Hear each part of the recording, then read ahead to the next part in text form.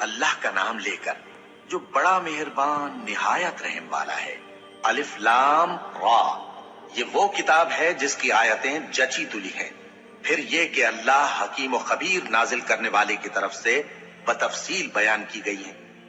उसका पैगाम यह है कि अल्लाह के सिवा किसी की इबादत न करो, और मैं उसकी तरफ से तुमको डर सुनाने वाला और खुशखबरी देने वाला हूं।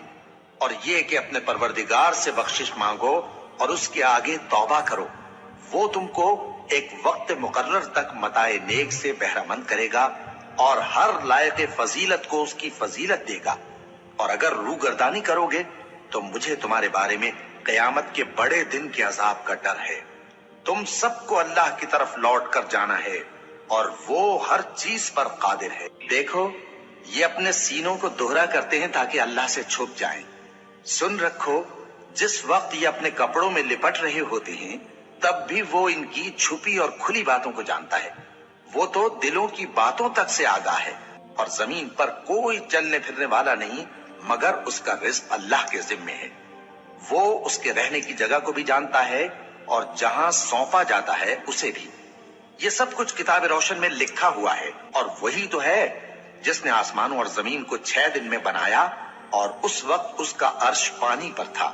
तुम्हारे पैदा करने से मकसूद ये है कि वो तुमको आजमाए कि तुम में अमल के लिहाज से कौन बेहतर है। और ए नबी, अगर तुम कहो कि तुम लोग मरने के बाद जिंदा करके उठाए जाओगे तो काफिर कह देंगे कि ये तो खुला जादू हुआ। और अगर एक मुद्दत मुअय्यन तक हम इनसे अजाब रोक दें तो कहेंगे कि कौन सी चीज अजाब को रोके हुए है। देखो, जिस रोज वो इन पर वाक़े होगा फिर टलने का नहीं, और जिस चीज का ये मजाक उड़ाते हैं वो इनको घेर लेगी। और अगर हम इंसान को अपने पास से नेमत बख्शें फिर इससे उसको छीन ले तो नाउम्मीद और नाशुक्रा हो जाता है। और अगर तकलीफ पहुंचने के बाद आसाइश का मजा चखाएं तो खुश होकर कहता है कि सब सख्तियां मुझसे दूर हो गई। बेशक वो है ही खुशी में मस्त हो जाने वाला, बड़ा फख्र जताने वाला।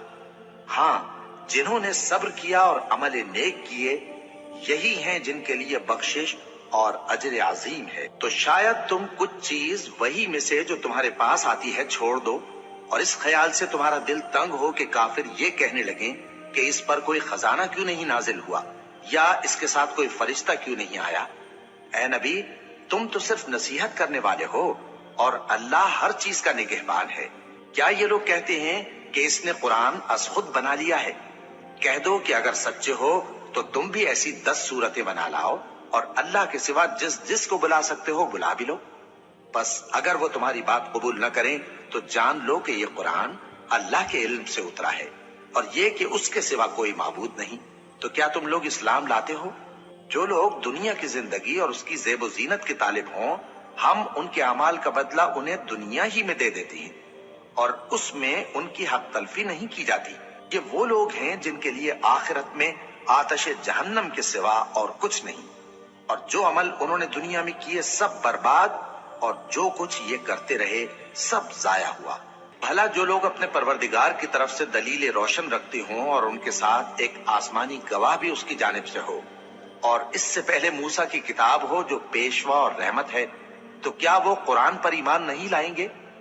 यही लोग तो इस पर ईमान लाते हैं, और जो कोई और फिरकों में से इससे मुनकिर हो तो उसका ठिकाना आग है। तो तुम इस कुरान से शक में न होना, ये तुम्हारे परवरदिगार की तरफ से हक है, लेकिन अक्सर लोग ईमान नहीं लाते। और उससे बढ़कर जालिम कौन होगा जो अल्लाह पर झूठ बांधे? ऐसे लोग अपने रब के सामने पेश किए जाएंगे और गवाह कहेंगे कि यही लोग हैं जिन्होंने अपने परवरदिगार पर झूठ बोला था।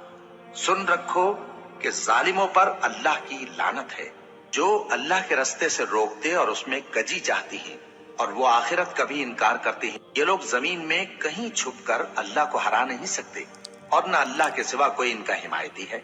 ऐ पैगंबर, इनको दुगना अजाब दिया जाएगा क्योंकि ये शिद्दत कुफ्र से तुम्हारी बात नहीं सुन सकते थे और न तुमको देख सकते थे। यही हैं जिन्होंने अपने आप को खसारे में डाला और जो कुछ ये इफ्तिरा किया करते थे इनसे जाता रहा। बिलाशुबा ये लोग आखिरत में सबसे ज्यादा नुकसान पाने वाले हैं।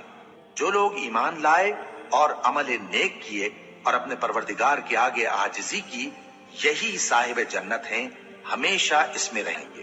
دونوں فریقوں یعنی کافر و مومن کی مثال ایسی ہے جیسے ایک اندھا بہرا ہو اور ایک دیکھتا سنتا۔ بھلا دونوں کا حال یکساں ہو سکتا ہے؟ پھر تم سوچتے کیوں نہیں؟ اور ہم نے نوح کو ان کی قوم کی طرف بھیجا تو انہوں نے ان سے کہا کہ میں تم کو کھول کھول کر ڈر سنانے اور یہ پیغام پہنچانے آیا ہوں کہ اللہ کے سوا کسی کی عبادت نہ کرو، مجھے تمہاری نسبت دردناک عذاب کا خوف ہے۔ تو ان کی قوم کے سردار جو کافر تھے کہنے لگے کہ ہم تم کو اپنے ہی جیسا ایک آدمی دیکھتے ہیں اور یہ بھی دیکھتے ہیں کہ تمہارے پیراؤ وہی لوگ ہوئے ہیں جو ہم میں ادنا درجے کے ہیں، اور وہ بھی سطحی رائے سے، اور ہم تم میں اپنے اوپر کسی طرح کی فضیلت نہیں دیکھتے بلکہ تمہیں جھوٹا خیال کرتے ہیں۔ فرمایا کہ اے قوم دیکھو تو، اگر میں اپنے پروردگار کی طرف سے دلیل روشن رکھتا ہوں اور اس نے مجھے اپنے ہاں سے رحمت بخشی ہو جس کی حقیقت تم سے پوشیدہ ہو گئی ہے، تو کیا ہم اس کے لیے تمہیں مجبور کر سکتے ہیں جبکہ تم اس سے ناخوش ہو؟ اور اے قوم، میں اس نصیحت کے بدلے تم سے مال و زر کا مطالبہ تو نہیں کرتا، میرا صلہ تو اللہ کے ذمے ہے، اور جو لوگ ایمان لائے ہیں میں ان کو نکالنے والا بھی نہیں ہوں، وہ تو اپنے پروردگار سے ملنے والے ہیں، لیکن میں دیکھتا ہوں کہ تم لوگ نادانی کر رہے ہو۔ اے میری قوم، اگر میں ان کو نکال دوں تو اللہ کی گرفت سے بچانے کے لیے کون میری مدد کر سکتا ہے؟ بھلا تم غور کیوں نہیں کرتے؟ اور میں نہ تم سے یہ کہتا ہوں کہ میرے پاس اللہ کے خزانے ہیں، اور نہ یہ کہ میں غیب جانتا ہوں، اور نہ یہ کہتا ہوں کہ میں فرشتہ ہوں، اور نہ ان لوگوں کی نسبت جن کو تم حقارت کی نظر سے دیکھتے ہو یہ کہتا ہوں کہ اللہ ان کو بھلائی یعنی اعمال کی جزا نہیں دے گا۔ جو ان کے دلوں میں ہے اسے اللہ خوب جانتا ہے، اگر میں ایسا کہوں تو بے انصافوں میں ہو جاؤں۔ انہوں نے کہا کہ نوح، تم نے ہم سے جھگڑا تو کیا اور جھگڑا بھی بہت کیا، اب اگر تم سچے ہو تو جس چیز سے ہمیں ڈراتے ہو وہ ہم پر لا نازل کرو۔ نوح نے کہا کہ اس عذاب کو تو اللہ ہی چاہے گا تو نازل کرے گا، اور تم اللہ کو کسی طرح ہرا نہیں سکتے، اور اگر میں یہ چاہوں کہ تمہاری خیر خواہی کروں اور اللہ یہ چاہے کہ تمہیں گمراہ رہنے دے تو میری خیر خواہی تم کو کچھ فائدہ نہیں دے سکتی، وہی تمہارا پروردگار ہے اور تمہیں اسی کی طرف لوٹ کر جانا ہے۔ کیا یہ لوگ کہتے ہیں کہ اس پیغمبر نے قرآن اپنے دل سے بنا لیا ہے